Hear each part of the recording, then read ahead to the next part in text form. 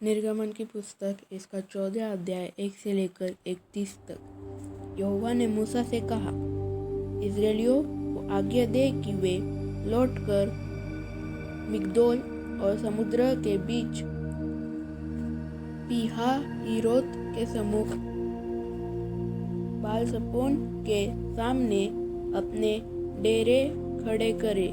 उसी के सामने समुद्र के तट पर डेरे खड़े करें। तब फिरौन इस्राएलियों के विषय में सोचेगा, वे देश की उलझनों में फंसे हैं और जंगल में गिर गए हैं। तब मैं फिरौन के मन को कठोर कर दूंगा और वह उनका पीछा करेगा। तब फिरौन और उसकी सारी सेना के द्वारा मेरी महिमा होगी और मिस्री जान लेंगे कि मैं यहोवा हूँ। और उन्होंने वैसा ही किया। जब मिस्र के राजा को यह समाचार मिला कि वे लोग भाग गए, तब फिरौन और उसके कर्मचारियों का मन उनके विरुद्ध पलट गया और वे कहने लगे, हमने यह क्या किया कि इस्राएलियों को अपनी दास्ता से छुटकारा देकर जाने दिया। तब उसने अपना रथ जुतवाया और अपनी सेना को संग लिया।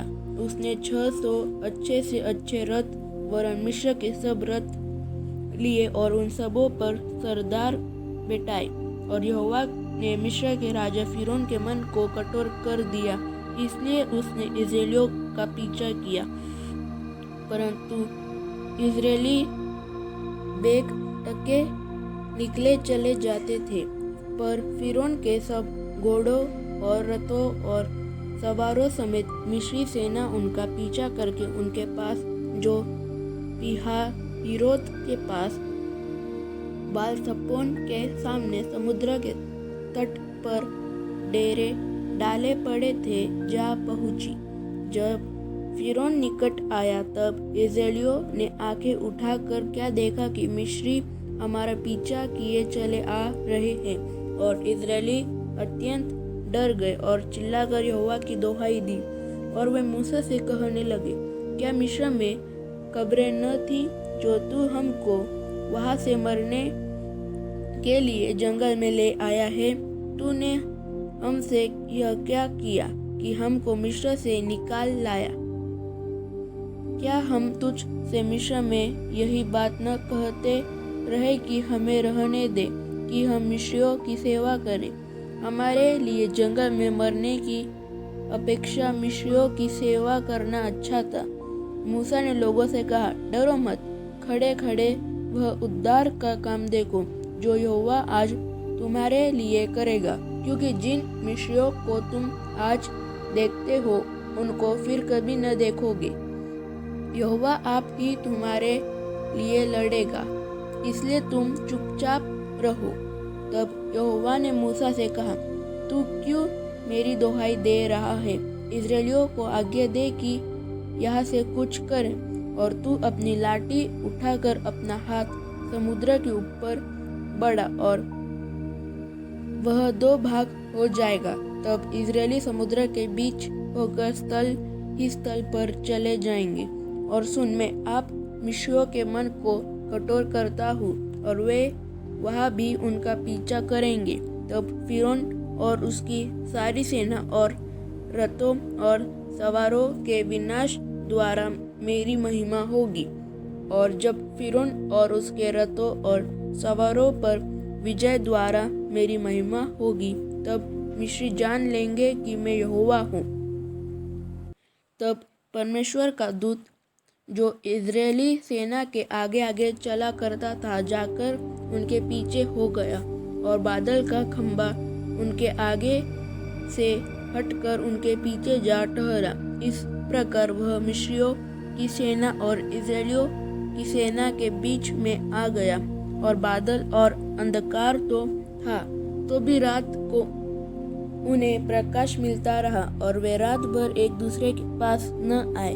तब मूसा ने अपना हाथ समुद्र के ऊपर बढ़ाया और यहोवा ने रात भर प्रचंड पुरवाई चलाई और समुद्र को 2 भाग करके जल ऐसा हटा दिया जिससे उसके बीच सूखी भूमि हो गई।